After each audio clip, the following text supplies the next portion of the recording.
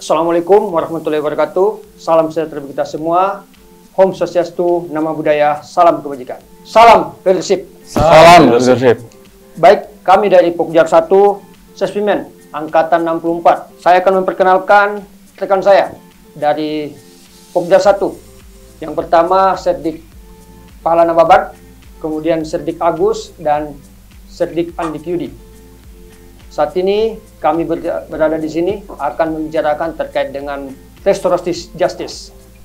Apa itu restoratif justice? Bagaimana sebenarnya penerapannya? Kita akan bincang-bincang dengan kawan kami dari Serdik Sespimen Angkatan 64. Baik, selanjutnya kami persilakan kepada rekan-rekan untuk menanyakan atau menjelaskan terkait dengan apa itu restoratif justice. Silakan kepada rekan Pahala Nababan. Ya.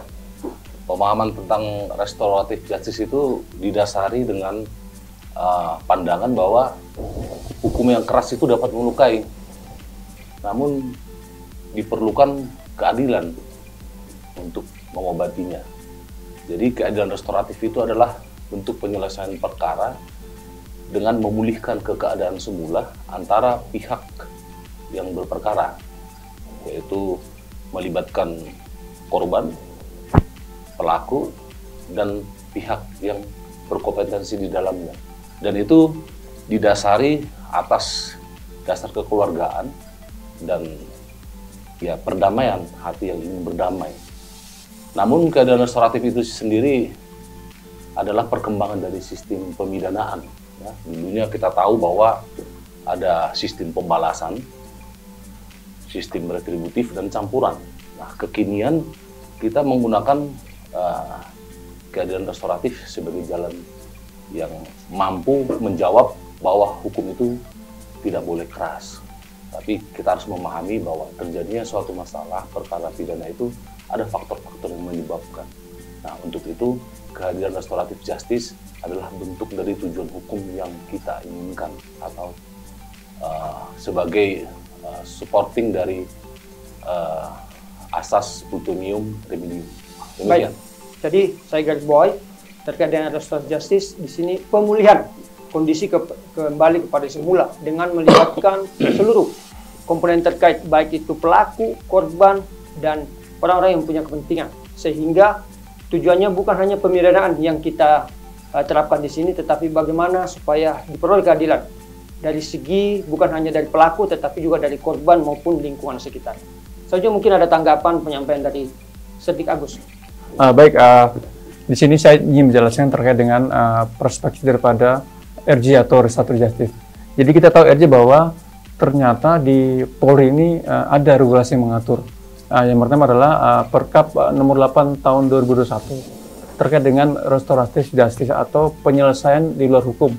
Ya, ada kriteria khusus yang memang RJ ini bisa lakukan. Yang pertama adalah ada persetujuan antara korban dengan tersangka. Kemudian yang kedua, terjadi pergantian rugi, di mana korban telah diganti ruginya sehingga kemudian ada konsensus atau kesepakatan. Yang ketiga adalah ternyata kerugian korban tersebut sudah tertangani oleh pelaku, misalkan ada pembayaran pengobatan di rumah sakit terhadap kasus penganiayaan yang terjadi dan lain-lain. Kemudian kami tambahkan bahwa untuk kasus RJ sendiri ada kriteria kasus yang memang bisa dilaksanakan seperti yang pertama. Ulangi, untuk RJ ini ada kasus yang dibatasi. Misalnya pertama adalah kasus terorisme. Ini tidak boleh dilakukan untuk dilaksanakan untuk RJ. Yang kedua adalah kasus korupsi. Ini juga korupsinya juga tidak bisa dilakukan RJ sesuai dengan Perkap nomor 8 tahun 2021 tadi. Kemudian ini adalah kasus terkait dengan kejahatan nyawa atau penghilangan nyawa. Ini adalah kasus pembunuhan. Ini kemudian tidak bisa dilakukan RJ. Jadi demikian, seperti itu. Baik, berarti di sini pemulihan ini harus ada kesepakatan. Betul. Di antara kedua belah pihak, khususnya antara pelaku dan korban, sehingga tidak menimbulkan permasalahan ke depannya. Kemudian ada juga batasan terkait RJ ini, tidak boleh menyangkut masalah korupsi, kemudian masalah HAM, kemudian masalah perulangan perbuatan, kemudian ada batasan-batasan tertentu lagi. Mungkin Serdik Nababan bisa menambahkan. Ya, ya itu namanya kita sebut dengan perkembangan sistem pemidanaan ya, keadilan restoratif itu adalah sistem pemidanaan yang kekinian. Meskipun sekarang di negara-negara Eropa sekarang malah berkembang ke paham abolisionisme, bahwa sistem peradilan pidana itu dianggap cacat atau melanggar hak asasi manusia, sehingga upaya-upaya tertentu harus lebih ditingkatkan dan ditanamkannya adalah budaya malu untuk berperkara secara litigasi di hadapan pengadilan. Jadi memang perkembangan sistem pemidana itu semakin kesini semakin menunjukkan perlunya aspek kemanusiaan, aspek keadilan sebelum melakukan sebuah proses penanganan ataupun penyelesaian perkara secara litigasi. Demikian. Ada yang perlu kita garis bawahi di sini terkait dengan malu dalam berperkara. Ini perlu nih kita sebarkan kepada masyarakat supaya jangan sampai menganggap remeh terkait dengan perkara. Kalau kita tanamkan rasa malu melanggar hukum, itu berarti insyaallah mudah-mudahan keadilan maupun keamanan ketertiban di tengah-tengah masyarakat bisa kita wujudkan bersama.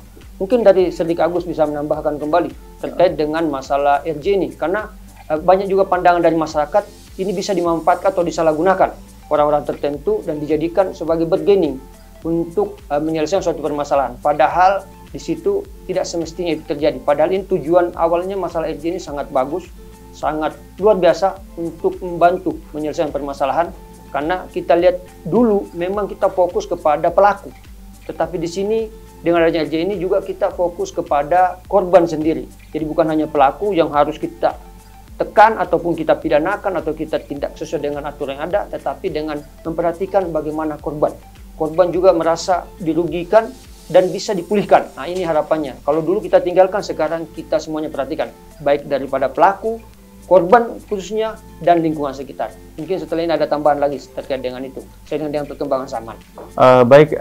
Dari saya ingin menambahkan terkait dengan RJ ini. Jadi RJ ini memang sistemnya tidak ada transaksional, ya, artinya hanya ada penyelesaian antara korban dengan pelaku. Kemudian kita masuk kepada RJ yang bersifat khusus, yaitu kita masuk kepada upaya daripada penyelesaian kekuatan terhadap pelaku anak. Di sini adalah pelaku anak kita sebutkan misalnya diversi. Diversi juga ini ada undang yang mengatur ternyata, yaitu Undang-Undang Nomor 11 Tahun 2012 terkait dengan sistem perlindungan anak. Di sini RJ juga apabila terhadap pelaku anak itu bisa dilaksanakan apabila anak tersebut belum masuk kepada usia 12 tahun. Nah, ini bisa dilakukan RJ sepanjang didampingi oleh pihak keluarga maupun korban dan didampingi tokoh agama, tokoh masyarakat. Nah, ini bisa dilaksanakan RJ, sehingga RJ yang dilaksanakan terhadap anak, khusus anak yang menjadi pelaku, ini bisa dilaksanakan sesuai dengan Undang-Undang Nomor 11 Tahun 2012 terkait dengan sistem perlindungan anak. Baik, berarti kita di sini fokuskan kepada RJ masalah anak. Anak itu harus kita utamakan untuk di-RJ-kan karena untuk masa depan anak.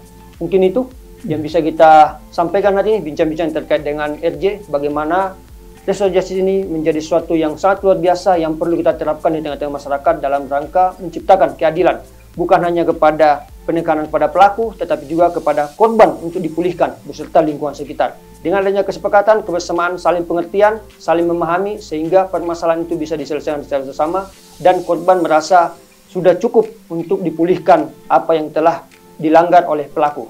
Mungkin itu yang bisa kami sampaikan saat ini. Kami dari Pokjar 1, Sesmimen, Polri Angkatan 64. Undur diri, sampai jumpa di lain kesempatan. Wassalamualaikum warahmatullahi wabarakatuh. Salam leadership.